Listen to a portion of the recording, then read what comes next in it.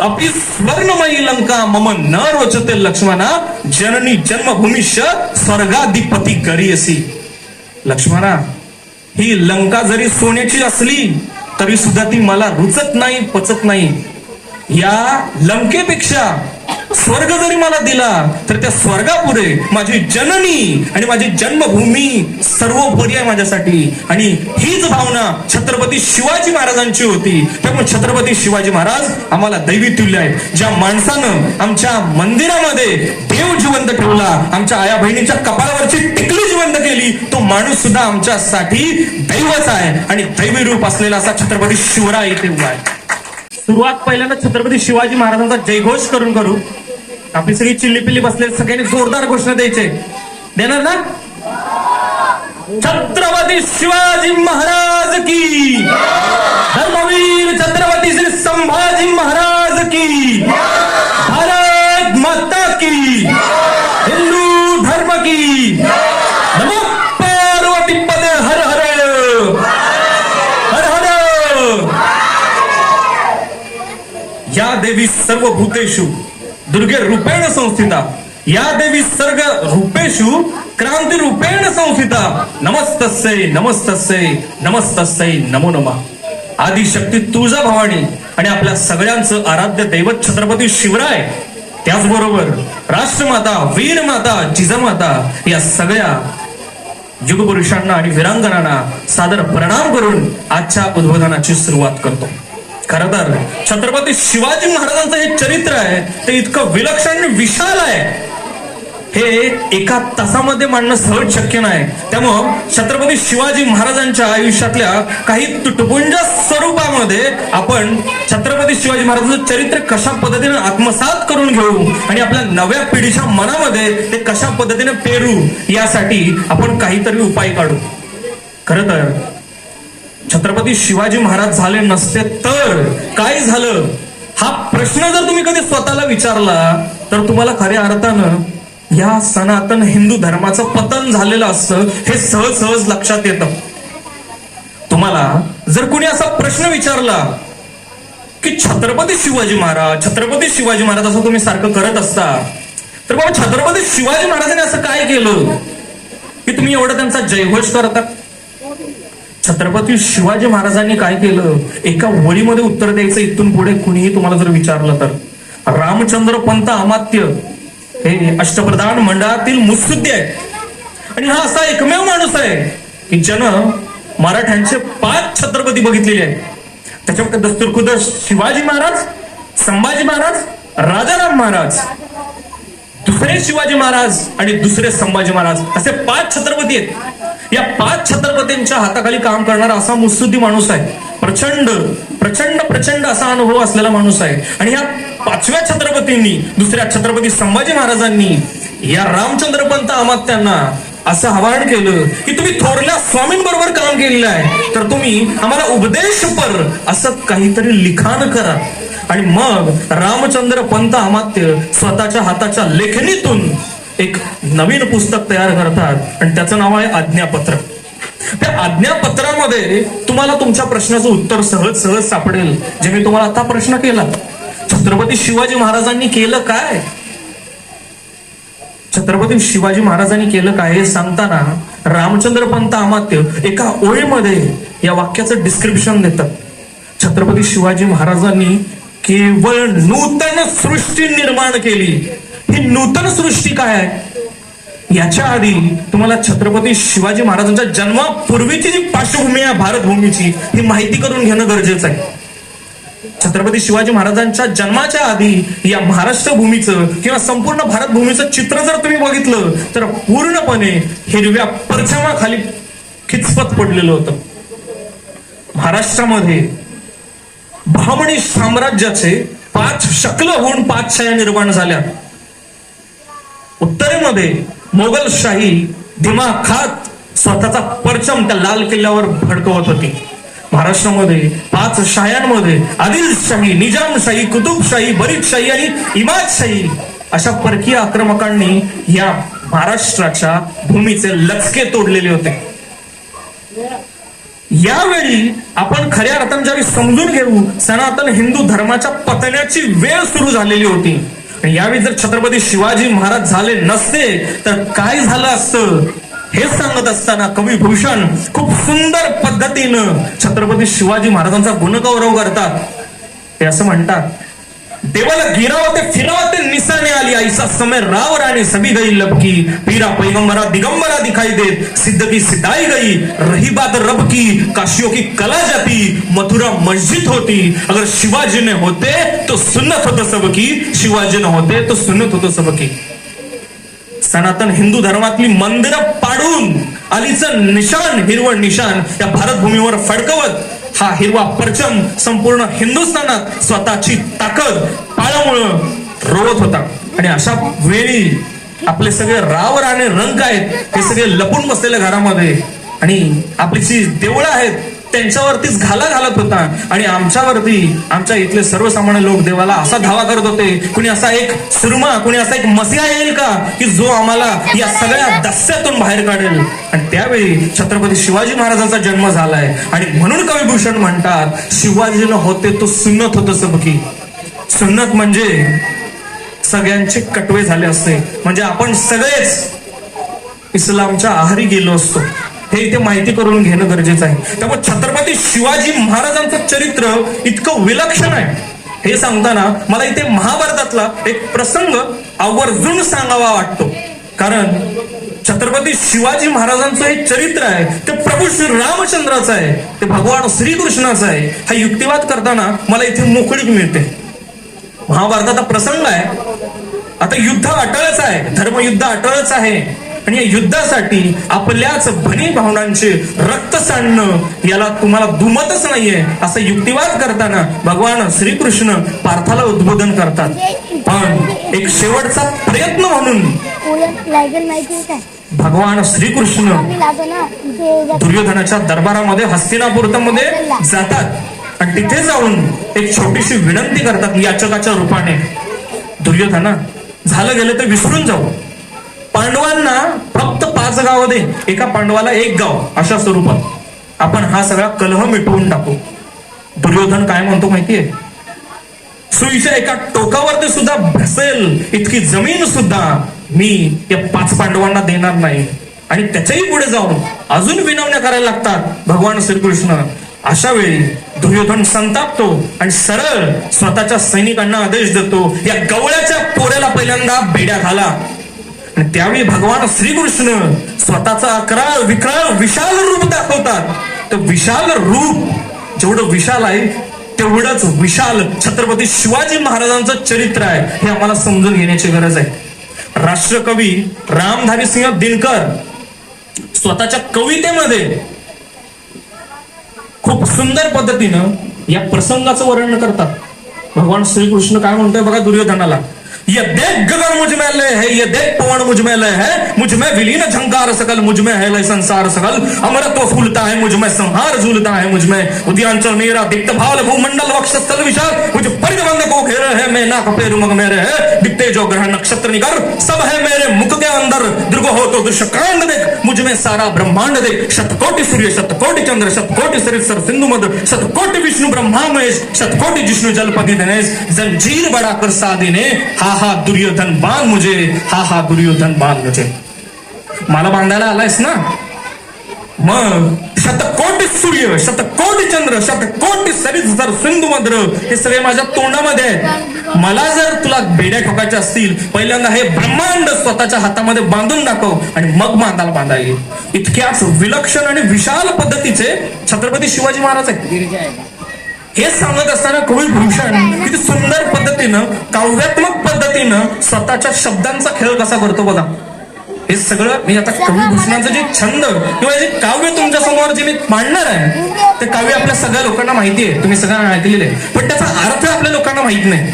तो अर्थ जेव्हा आपल्या खऱ्या अर्थानं समजून घेऊ तेव्हा आपल्याला खऱ्या अर्थानं शाहू छत्रपतींचं जे चरित्र आहे ते समजून येईल. कविभूषण असा म्हणतो, इंद्रजिमी जंब पर बाड वसु वंब पर रावणस दंब पर रघुकुल राज है पौन बारी बा पर समुनती राह पर जो सहस्त्र वापर राम द्विजराज है, दावा ध्रुम झंड पर चीता मृग झंड पर भूषण में तुंड पर जैसे मृगराज है, तेज तमांस पर कान जिमी कंस पर क्यों मलेंच बंस पर शेर शिवराज है, शेर शिवराज है, शेर शिवराज है.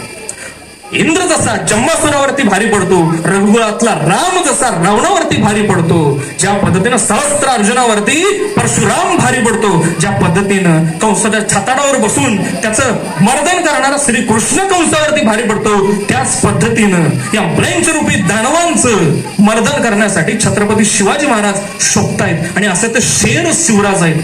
पुढे कविभूषण खूप सुंदर पद्धतीने अजून असंही म्हणतो, सकरजुमी सेल पर अर्कतम भेल पर विघ्न की रेल पर लंबोदर देखिए. विघ्नांवर जसा आपला गणपती बाप्पा भारी पडतो, तशाच पद्धतीनं या आपल्या सनातन हिंदूवरती जो घाला आलेला आहे ते थोपवण्याचं काम करण्यासाठी छत्रपती शिवाजी महाराज काम करतात. बाज जो बिहंग पर सिंह जो मतंग पर ब्लेंच चतुर रंग पर शिवराज देखिए, शिवराज देखिए, शिवराज देखिए. मुघलांच्या चतुरंगी सैन्यावरती छत्रपती शिवाजी महाराज असे घाव करतात की मुघलांच्या सैन्याला कुठे पळून कुठे नको अशी विलक्षण पद्धती होऊन जाते. खर तर छत्रपती शिवाजी महाराजांचं चरित्र हे प्रभू श्री रामचंद्रांचं चरित्र आहे. हे सांगत असताना मला रामायणातला अजून एक दाखला तुम्हाला द्यावासा वाटतो. ज्यावेळी रामायणाचं युद्ध संपतं आणि रावण असा मैदानामध्ये मरून पडलेला आहे, त्यावेळी भगवान श्रीराम आणि लक्ष्मण असे उभे आहेत आणि भगवान हनुमंतराय त्यांच्यासोबत आहेत. त्यावेळी लक्ष्मणाच्या मनामध्ये एक भावना निर्माण होते. ती भावना काय बघा, आणि प्रभू श्री रामचंद्राची भावना काय आहे त्यानंतर तुम्हाला छत्रपती शिवाजी महाराज कळतील. लक्ष्मण प्रभू श्री रामचंद्रांना असं म्हणतो, भैया जी ये लंका तो हमने जीती है, इस पर तो हमारा अधिकार है, तो क्यों ना इस लंका को हम ही रख ले. या प्रश्नाच्या उत्तरावर प्रभू श्री रामचंद्र जे उत्तर देतात त्याच्यामध्ये छत्रपती शिवाजी महाराजांच्या संपूर्ण आयुष्याचं मर्म आहे. भगवान श्रीराम स्वतःच्या भावाला काही उद्बोधन करतात बघा. अपि स्वर्णमयी लंका मम न रोचते लक्ष्मणा, जननी जन्मभूमिष्य स्वर्गाधिपती करीयसी. लक्ष्मणा, ही लंका जरी सोन्याची असली तरी सुद्धा ती मला रुचत नाही, पचत नाही. या लंकेपेक्षा स्वर्ग जरी मला दिला तर त्या स्वर्गापुढे माझी जननी आणि माझी जन्मभूमी सर्वोपरी आहे माझ्यासाठी. आणि हीच भावना छत्रपती शिवाजी महाराजांची होती. त्यामुळे छत्रपती शिवाजी महाराज आम्हाला दैवी तुल्य आहेत. ज्या माणसानं आमच्या मंदिरामध्ये देव जिवंत ठेवला, आमच्या आया बहिणीच्या कपाळावरची टिकली जिवंत केली, तो माणूस सुद्धा आमच्यासाठी दैवच आहे. आणि दैवी रूप असलेला असा छत्रपती शिवराय इथे उभा आहे. छत्रपती शिवाजी महाराजांच्या चारित्र्याचे काही पैलू असे आहेत जे सर्वसामान्य माणसाला सहजासहजी उगलू शकत नाहीत. खर तर आता सगळ्यांनी बघितलं असेल, मराठा आरक्षणाचा मुद्दा खूप जोरात चाललेला आहे. मराठा आरक्षणाच्या बरोबरच आता 2 दिवसापूर्वी धनगर समाजानं सुद्धा स्वतःच्या आरक्षणाचा काहीतरी मुद्दा पुन्हा ठेवलेला आहे. आता समजा या सगळ्याच लोकांनी, सगळ्याच जातीमध्ये विभागलेल्या सगळ्या लोकांनी आम्हाला आरक्षण पाहिजे, आम्हाला आरक्षण पाहिजे असा टू लावला तर आरक्षण नक्की देणार कुणाला हा मोठा प्रश्न आहे ना आपल्या समोर. परंतु ही जातीय व्यवस्था विसरून ज्यावेळी आपण खऱ्या अर्थाने एकत्र येऊ त्यावेळी त्या प्रभू श्री रामचंद्राचं रामराज्य येईल, शिवरायांचं स्वराज्य येईल आणि त्या बळीराज्याचं बळीराज्य येईल असं मला युक्तिवाद करावा असं वाटतं. ज्यावेळी हे जाती धर्म छत्रपती शिवाजी महाराजांनी हेच शिकवलेले आपल्याला. 12 बलुते दारातल्या 18 पगड जातीतल्या तळागाळातल्या सगळ्या लोकांना एकत्र जमवून त्यांच्या खांद्याला खांदा लावून, त्यांच्या मांडीला मांडी लावून, त्यांच्या ताटात बसून छत्रपती शिवाजी महाराज जेवलेले आहेत. जसे भगवान श्रीराम त्या शबरीच्या आदिवासी शबरी त्या आदिवासी शबरीच्या ताटातली उष्टी बोरं खातात, त्याच पद्धतीनं छत्रपती शिवाजी महाराज या तळागाळातल्या लोकांच्या मांडीला मांडी लावून त्यांच्या बरोबर घास खातात. छत्रपती शिवाजी महाराजांनी हे शिकवण दिलेले आहे आपल्याला. मग आपण का जाती जातीमध्ये आपल्या मध्येच अशी फूट पाडतो? खरं तर जेव्हा आपण सगळे एकमेकांच्या हातामध्ये हात गुंफून खर तर एका हिंदू या नावाखाली एकत्र जमू त्यावेळी खऱ्या अर्थानं प्रभू श्री रामचंद्राचं रामराज्य येईल, भगवान श्रीकृष्णाचं रामराज्य येईल, कृष्ण राज्य येईल. त्याच पद्धतीनं शिवरायांचं स्वराज्य सुद्धा येईल. आणि यावेळी मग आपण सगळे मिळून एक स्वरात म्हणू, मर्द आम्ही हिंदू खरे, दुश्मनांना भरे कापरे, धर्म रक्षावया देश तारावया, कोण झुंजात मागे उरे. भारता आम्ही तुलाच देव मानतो, तूच धर्म तूच मोक्ष एक जाणतो, मानतो महान आमुची परंपरा, दिव्य रक्त शिंपुनी ठेवितो दरा, याच भूमीवरी प्राण गेला तरी आमुची वीर गाथा रे. मर्द आम्ही हिंदू खरे, दुश्मनांना भरे कापरे, देश रक्षावया धर्म तारावया, कोण झुंजात मागे उरे. ज्यावेळी खऱ्या अर्थानं आपण सनातन हिंदू म्हणून जगासमोर उभं राहू त्यावेळी ही भारत भूमी ही अख्ख्या जगाला मार्गदर्शन करणारी विश्वगुरु बनल्याशिवाय राहणार नाही. खऱ्या अर्थानं छत्रपती शिवाजी महाराजांना आपण संकुचित करून ठेवलेलं आहे. छत्रपती शिवाजी महाराज हे अख्ख्या जगाचे पालनहार आहेत असं मला वाटतं. कारण ज्या इंग्रजांनी जवळजवळ निम्म्यापेक्षा जास्त जगाच्या भूमीवरती राज्य केलं त्या इंग्रजांचा शेवटचा व्हाईसराय भारतातला लॉर्ड माउंटबॅटन असा युक्तिवाद करतो की छत्रपती शिवाजी महाराज जर आमच्या इंग्लंडमध्ये जन्माला आले असते तर आम्ही फक्त आता इथेच जग जे आम्ही जिंकलेलं आहे त्याच्यावरती राज्य न करता संपूर्ण विश्वावरती राज्य केलेलं, एवढी मोठी छत्रपती शिवाजी महाराजांची प्रतिमा आहे. हे आपल्या लोकांना माहिती नाहीये. पुढे छत्रपती शिवाजी महाराजांच्या आयुष्यातले काही असे प्रसंग आहेत की छत्रपती शिवाजी महाराजांना पुन्हा नव्यानं आपल्या समोर उलगडून ठेवताना दिसतात. ज्यावेळी अफझलखानाची स्वारी छत्रपती शिवाजी महाराजांच्या स्वराज्यावर झाली त्यावेळी आपल्याच इथले काही फितूर या अफझलखानाला जमा झालेले आहेत. आणि हा युक्तिवाद करताना समर्थ रामदास त्या रामाचा दास आहे, प्रभू श्री रामाचा जो दास आहे तो रामदास आहे. तो रामदास हा छत्रपती शिवराजी महाराजांचा गुरु आहे. आणि तो काय सांगतो ते बघा, धर्मासाठी झुंजावे झुंजून अवघ्यासी मारावे, मारिता मारिता घ्यावे राज्य आपुले, देशद्रोही ती तुके कुत्ते मारोनी घालावे परते, देवदास पावसी पत्ते यदर्ती संशय नाही, देव मस्तकी धरावा अवघा हलकल्लोळ करावा, मुलुक बडवावा की बुडवावा धर्म संस्थापनेसाठी. बरोबर आहे की नाही? धर्माची संस्थापना करण्यासाठी तुम्ही जन्माला आहात. धर्मासाठी झुंजावे झुंजोणी अवघ्यासी मारावे, मारिता मारिता घ्यावे राज्य आपुले. धर्मासाठी दुसऱ्यांना मारा आणि मग स्वतःचं राज्य मिळवा. देशात दोही तितुके कुत्ते मारोनी घालावे परते. देशाच्या विरोधात या भारतभूमीच्या विरोधात जाणारे जे कोणी कुत्रे आहेत त्या कुत्र्यांना कापा. आणि छत्रपती शिवाजी महाराजांनी तेच केलेलं आहे. खंडोजी खोपडे हा 12 मावातला एक देशमुख आहे. ज्यावेळी अफझल खान या स्वराज्यावर चाल करून आला त्यावेळी हा खंडोजी खोपडे त्या अफझल खानाला जाऊन मिळालेला आहे. पुढच्या काळामध्ये छत्रपती शिवाजी महाराजांनी कसा कोता फाडला आपल्या सगळ्यांना माहिती आहे. त्यानंतर ह्या खंडोजी खोपडेला आमच्या भारत भूमीच्या या स्वराज्याच्या विरोधात जातो म्हणून छत्रपती शिवाजी महाराजांनी ज्या खंडोजी खोपडेनं आमच्या विरोधात जो पहिला पाय टाकला, जो पहिला हात टाकला तो हात आणि पाय कलम केलेला आहे. म्हणजे असे देशद्रोही कुत्रे मारून टाकले पाहिजेत हे समर्थ रामदासाचं वचन तंतोतंत छत्रपती शिवाजी महाराजांनी पाळलेलं आहे. यापुढे म्हणतात समर्थ रामदास यापुढे असंही म्हणतात की देव मस्तकी धरावा अवघा हलकल्लोळ करावा, मुलुक बडवावा की बुडवावा धर्म संस्थापनेसाठी. स्वतः मस्तकी देव धारण करा, स्वतः देव आहात असं समजा आणि तुमची समशेर चालवा धर्माच्या उत्थानासाठी. मग धर्माची उत्थापना कोण करतं? महाभारतामध्ये गिळंकृत झालेल्या पार्थाला प्रबोधन करताना भगवान श्रीकृष्ण असं म्हणतात, यदा यदा ही धर्मस्य ग्लानिर्भवति भारत अभ्युत्थानं धर्मस्य तदात्मान्यं सुजाम्यं परित्राणाय साधुना विनाशाय च दुष्कृतां धर्म संस्थापनार्थाय संभवामि युगे युगे.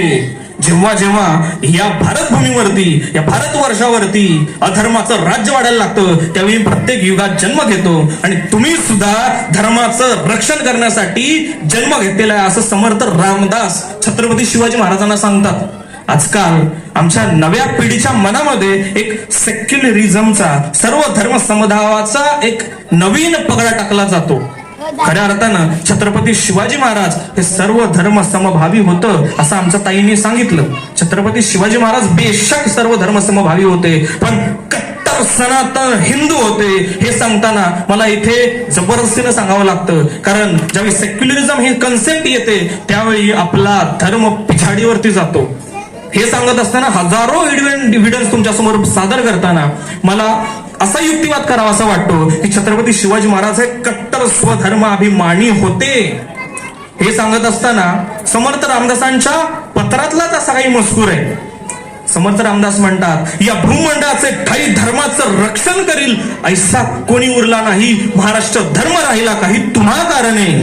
या पूर्ण भारतवर्षामध्ये या सनातन हिंदू धर्माचं रक्षण करणारा असा एकही सुरमा उरला नाही, परंतु या भारतभूमीवरती फक्त तुम्हीच असे एकमेव आहात.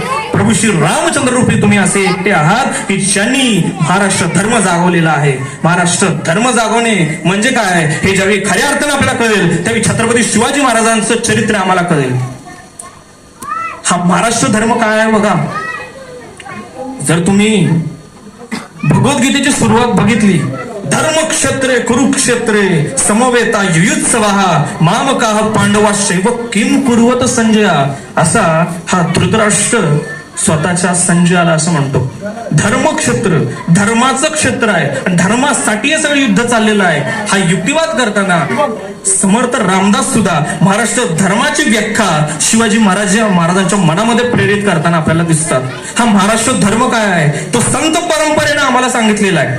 खऱ्या अर्थानं वारकरी संप्रदाय असेल, दत्त संप्रदाय असेल, या सगळ्यांनी ही सनातन हिंदू वैदिक संस्कृती जिवंत ठेवण्याचं काम केलेलं आहे. खरं तरी संत परंपरा झाली नसती तर आपली संस्कृतीच टिकली नसती आणि मग आपण सगळे कुठेतरी दास्यात खिचपत अजूनही पडलो असतो. हा युक्तिवाद मला इथे करावा वाटतो. मग ही महाराष्ट्र धर्माची संकल्पना काय आहे? वयाच्या अवघ्या 21व्या वर्षी जिवंत समाधी घेणारा एक छोटासा पोरगा या जगाला महाराष्ट्र धर्माची व्याख्या, सनातन धर्माची व्याख्या काय सांगतो बघा. जे का रांजले गांजले त्यासी करे जो आपला, तोची साधू ओळखावा देव तेथीची जाणावा. जो तळागाळातल्या सर्वसामान्य लोकांना आपलंच करतो, कवटाळतो, त्यांना मायेची ऊब देतो, तो खरा साधू आहे आणि तो श्रीमंत योगी असा हा साधू आहे असं समर्थ रामदास असं म्हणतात. पुढे जाऊन संत ज्ञानेश्वर महाराज पसायदानामध्ये असं म्हणतात, दुरितांचे तिमिर जाओ विश्व स्वधर्म सूर्य पाहो, जो जे वांचिल तो ते लाहो प्राणे जात. हा खरा महाराष्ट्र धर्म आहे. दुरितांचे तिमिर जाओ. भारतभूमीवरती आक्रमण हजारो झाली तरी सुद्धा अजूनही आमच्या मनामध्ये अशी भावना आहे, आम्ही सगळ्यांना सोबत घेऊन जाणारी आमची संस्कृती आहे. आणि म्हणूनच आपण असं म्हणतो, अयम निजः परोवेती गणा लघुचेत साम उदार चरिताना तू वसुधैव कुटुंबकम. संपूर्ण वसुधा, संपूर्ण पृथ्वीच आमचं कुटुंब आहे. आणि म्हणूनच ही जी भावना आहे ना महाराष्ट्र धर्माची, ती संकुचित नाहीये आणि तीच छत्रपती शिवाजी महाराजांनी दाखवून दिलेली आहे. संत परंपरेमधले वारकरी संप्रदायाचा ज्यांनी पाया गाठला असे संत ज्ञानेश्वर महाराज उकाराची भाषा बोलतात. संतांची परंपरा काढली तर संतांच्या परंपरेमध्ये जर तुम्ही बघितलं तर असा एकमेव संत या भारतभूमीवरती जिवंत आहे ज्याला आपण माऊली या नावानं हाक मारतो. माऊली आपण फक्त आईलाच म्हणतो.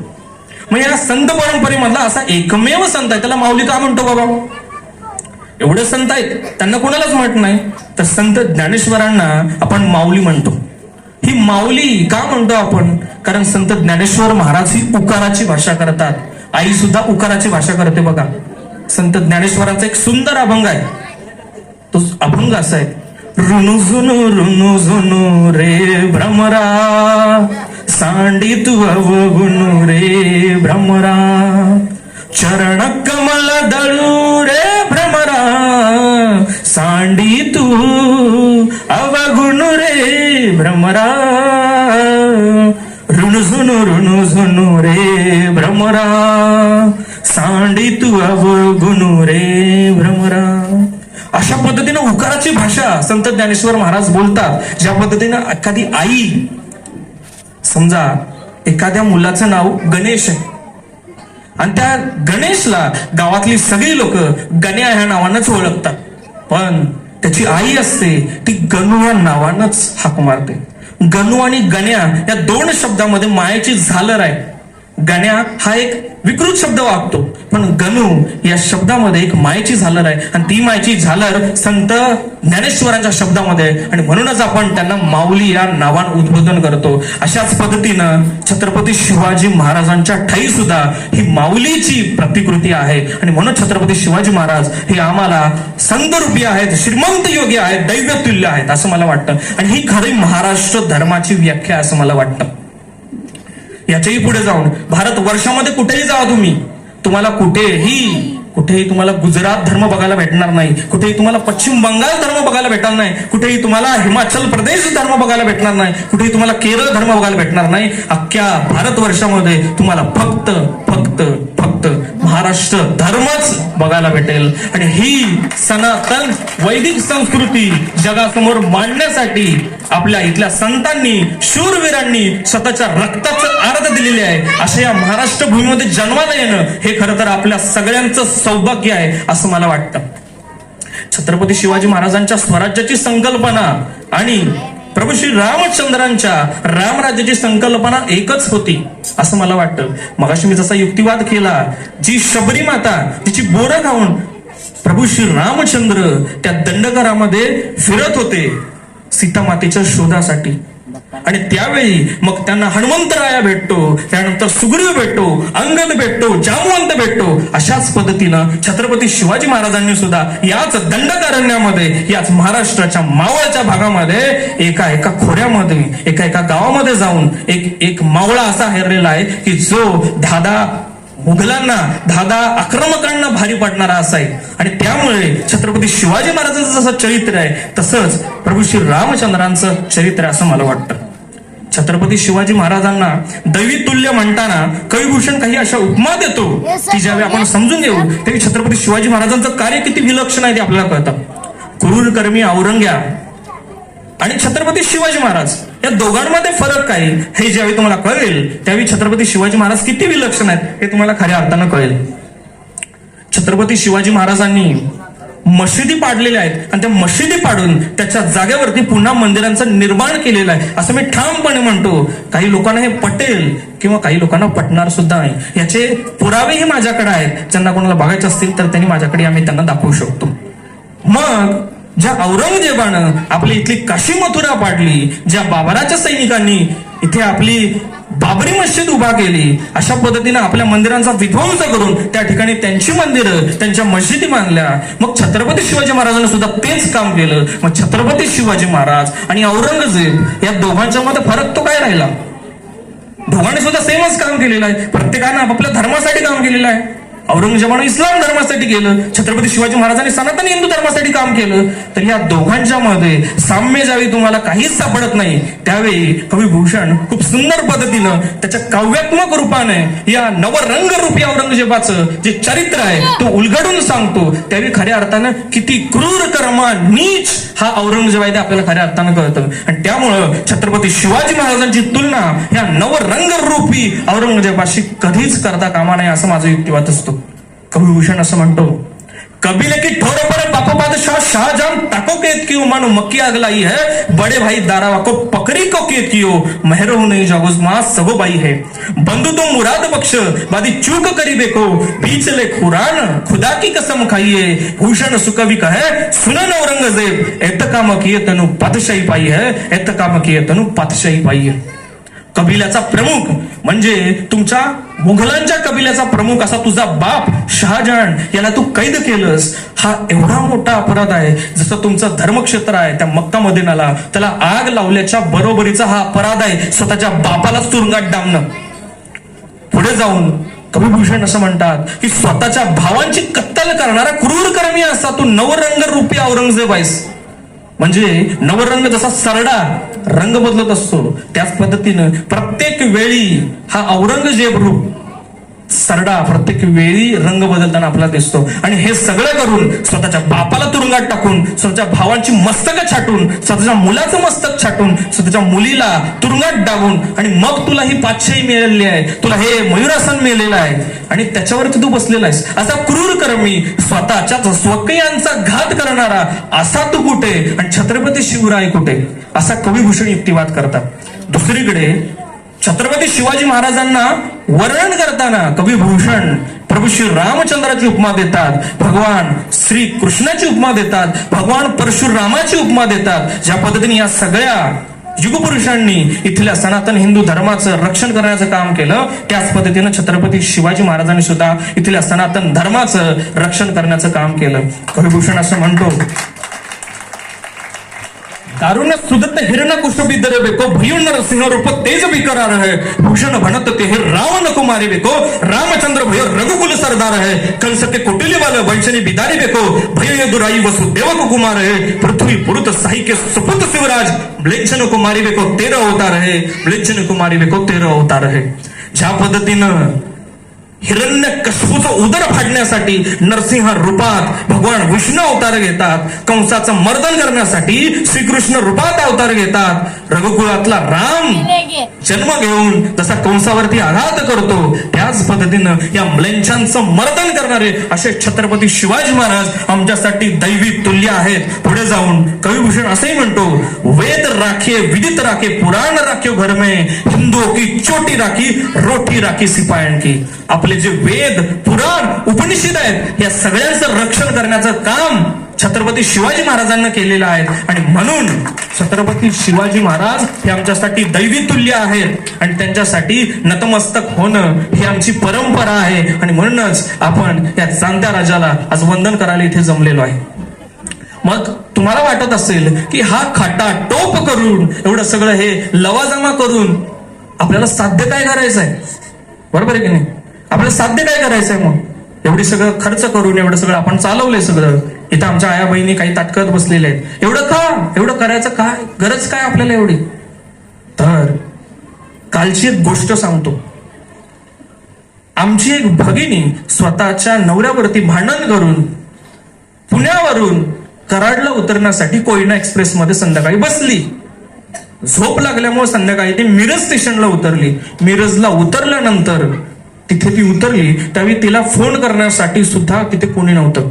तिथे काही लोक आले, अनोळखी लोक आले. त्या लोकांनी त्या भगिनीला विचारलं, काय कशासाठी आले इकडे? तिने सांगितलं, मी घरामध्ये असं भांडण करून आले. त्या लोकांनी तिला फोन दिला, घरी फोन लावायला सांगितला आणि थोड्याच वेळामध्ये त्या भगिनीचं अपहरण झालं. रात्रीच्या गूढ अंधारामध्ये आमची एक भगिनी लुप्त झाली. आम्हाला माहिती नाही. तिथल्याच शेजारच्या शेतामध्ये त्या भगिनीवरती जवळजवळ 3 लोकांनी सामूहिक बलात्कार केला. तिथून पुढे त्या भगिनीला घेऊन कर्नाटकमध्ये जाऊन तिची विक्री केली गेली 4.5 लाख रुपयाला. तिथे गेल्यानंतर तिचं लग्न लावून देण्यात आलं. आत्ताची सध्याची घटना ही परिस्थिती सांगतोय. पूर्वीची मग काही भीषणच परिस्थिती असेल. पुढे ती जी महिला होती, जी भगिनी होती आमची, ती सुखरूपपणे त्या सगळ्या दास्यातून पळून परत आली आणि ती सरळ पोलीस स्टेशनला गेल्यानंतर तिनं पोलिसांना सगळं हकीकत सांगितली. हा सगळा प्रकार होता लव जिहादाचा. आपल्या सनातन हिंदू धर्मावरती अशा पद्धतीनं घाला करण्याचा प्रयत्न वारंवार केला जातो. आपली सनातन वैदिक हिंदू संस्कृती कशी पिछडलेली आहे हे दाखवलं जातं आणि अशा पद्धतीने षडयंत्र करून प्रेमाच्या जाळ्यामध्ये फसवून आमच्या आया बहिणींना फसवलं जातं आणि इथेच आम्ही कुठेतरी मागं पडतो. आणि म्हणून आमच्या घरातल्या भगिनीच्या कपाळावरती टिकली उजवण ठेवायची असेल तर आम्हाला या सगळ्या बांधवांना पुढे येऊन हातामध्ये हात घेऊन या सगळ्या भगिनीचं रक्षण करण्यासाठी छत्रपती शिवाजी महाराजांना वंदन करणं तितकंच गरजेचं आहे. त्यामुळे हा सगळा खटाटोप आहे. मग या सगळ्या लोकांसाठी छत्रपती शिवाजी महाराजांकडून प्रेरणा घेण्याची काय गरज आहे किंवा छत्रपती शिवाजी महाराजांकडून कशा पद्धतीने आम्ही प्रेरणा घ्यावी? तर छत्रपती शिवाजी महाराजांचं मी तुम्हाला मग अशीच बोललो, छत्रपती शिवाजी महाराजांचं चरित्र हे एका तासात सांगण्यासारखंच नाहीये. परंतु छत्रपती शिवाजी महाराजांच्या चरित्राकडनं आम्ही शिकायचं काय किंवा आपल्या पुढच्या पिढीच्या मनामध्ये आमच्या सनातन हिंदू धर्माला जागृत करण्यासाठी बीजी कशी जागृत करायची हे सांगताना निनाद बेडेकर गुरुजी काही असे मुद्दे सांगतात, तेच मी तुमच्या समोर सांगणार आहे. हे सगळं समजत असताना खऱ्या अर्थानं आमच्या घरामध्ये छत्रपती शिवाजी महाराज जन्माला यायला हवेत, का नाहीत हे पहिल्यांदा कळणं गरजेचं आहे. आणि छत्रपती शिवाजी महाराज पहिल्यांदा समजून घ्यायचे असतील तर त्याच्या आधी आम्हाला जिजाऊ माँसाहेब समजून घेणं तितकंच गरजेचं आहे. मग ही जिजाऊ माँसाहेब काय आहे बाबा? ज्याच्यामध्ये जिवंतपणा आहे, जाणतेपणा आहे, बाणेदारपणा आहे आणि ईश्वरार्पण बुद्धी आहे. जिवंतपणा सर्वसामान्य माणसांच्या तळागाळातल्या लोकांवरती होणारे अत्याचार जिला दिसतात आणि तिच्या डोळ्यामध्ये आपोआप पाणी येतं, अशी ती जिवंत असणारी जिजाबाई आहे. जिच्यामध्ये जाणतेपणा आहे. कशा पद्धतीनं रांजेच्या पाटलानं एका भगिनीवरती बलात्कार केला, त्याच्या हाताचे चौरंगा करून, पायाचा चौरंगा करून कशा पद्धतीनं न्यायदानाचं काम करणारी अशी जाणेदार अशी जिजाऊ माँसाहेब आहे. जिच्यामध्ये बाणेदारपणा आहे. ज्यावेळी राजगडावरती मोगली आक्रमण होतं, स्वतःची समशेर उपसून ती आदिशक्ती आदिमाया त्या झुंजार बुरुजावरती उभी राहून त्या शत्रूच्या सैन्यावरती तोफा टाकते, अशी ती बाणेदार अशी जिजाऊ माँसाहेब आहे. आणि जिच्या मनामध्ये ईश्वरार्पण बुद्धी आहे. प्रभू श्री रामचंद्रांप्रती, भगवान शंकराप्रती, भगवान कृष्णांप्रती जी समर्पण बुद्धी आहे, भगवानी मातेप्रती जिची समर्पण बुद्धी आहे, अशी जिजाऊ माँसाहेब आमच्या माता भगिनींना कळणं गरजेचं आहे. आणि त्याच्यानंतरच आमच्या घरामध्ये छत्रपती शिवाजी महाराज उदयास येतील, असं युक्तिवाद मला इथं करावासा वाटतो. छत्रपती शिवाजी महाराजांच्या चरित्राचे काही पैलू उघडत असताना मला ज्या काही गोष्टी समजल्या ते मी तुमच्या समोर मांडणार आहे. छत्रपती शिवाजी महाराजांच्या चरित्रामधून आपण शिकायचं काय? पहिली गोष्ट आहे लीडिंग फ्रॉम द फ्रंट. आयुष्यामध्ये कसलाही प्रॉब्लेम आला तरी आपल्याला छत्रपती शिवाजी महाराजांसारखं मैदानामध्ये स्वतः उतरून, जसा छत्रपती शिवाजी महाराजांनी अफजल खानाचा कोतळा काढला त्याच पद्धतीनं आपण आपल्या सगळ्या संकटांवरती मात करणं हे छत्रपती शिवाजी महाराजांकडून शिकायचं आहे. दुसरी गोष्ट आहे लर्निंग फ्रॉम द फेल्युअर. दुसरी गोष्ट आहे लर्निंग फ्रॉम द फेल्युअर. दुसरी गोष्ट आहे लर्निंग फ्रॉम द फेल्युअर. चुकांमधून शिकायचं आहे. हजारो चुका. माणूस असा प्राणी की जो चुकतच असतो. आपल्या चुकांमधून शिकायचं आहे. छत्रपती शिवाजी महाराजांनी एकच चूक केली, जंजिराचा सिद्धी यायचा, कोकणामध्ये उतरायचा आपल्या आणि आपल्या आया बहिणींची लूट करायचा, त्यांच्यावरती अमानुष बलात्कार करायचा आणि त्यांना गुलाम म्हणून परकीय देशामध्ये नेऊन विकायचा. हे सगळं भीषण चित्र थांबवण्यासाठी छत्रपती शिवाजी महाराजांनी एकच युक्ती केली, जंजिरा आपल्या ताब्यात येत नाही ना तर आपण कासा बेटावरती त्याच्याच नाकावरती टिचून छत्रपती शिवाजी महाराजांनी दुसरी ब्रह्मपुरी उभी केली आणि जिला नाव दिलं पद्मदुर्ग. आणि ज्या पद्मदुर्गावरती तोफा टाकल्या, जंजिराचा सिद्धी जर बाहेर आला तर त्या जंजिराच्या सिद्धीला नेस्तनाबूद करण्याचं सामर्थ्य छत्रपती शिवाजी महाराजांमध्ये होतं. ही दुसरी गोष्ट आपल्याला शिकायची आहे. तिसरी गोष्ट आहे रिस्पेक्ट फॉर द वुमन. आम्ही आमच्या आया बहिणींची जर इज्जत करून शकत नसलो तर आम्हाला छत्रपती शिवाजी महाराजांचे पायी म्हणण्याचा काहीच अधिकार नाही. रस्त्यावरती आपले काही लोक रिक्षा स्टँडवरती काही टवाळक्या करत उभे असतात. शिवजयंतीला फक्त छत्रपती शिवाजी महाराज की जय असं म्हणून मोकळे होतो आणि रस्त्यावरती आल्यानंतर कसलं पाखरू आलंय असा युक्तिवाद करणारी सुद्धा मंडळी आपल्यातलीच आहेत. हे समजून घेणं गरजेचं आहे. त्यामुळे रिस्पेक्ट फॉर द वुमन. आणि हीच गोष्ट छत्रपती शिवाजी महाराजांना या भारतभूमीमधल्या हजारो राजांपासून वेगळी करते आणि त्यामुळे छत्रपती शिवाजी महाराज हे चारित्र्यवान आहेत, चारित्र्य संपन्न आहेत असं मला इथे युक्तिवाद करावासा वाटतो. ही तिसरी गोष्ट आपल्याला शिकायची आहे छत्रपती शिवाजी महाराजांकडून, रिस्पेक्ट फॉर द वुमन्स. चौथी गोष्ट आहे rewards. If someone working for you, give the rewards for them.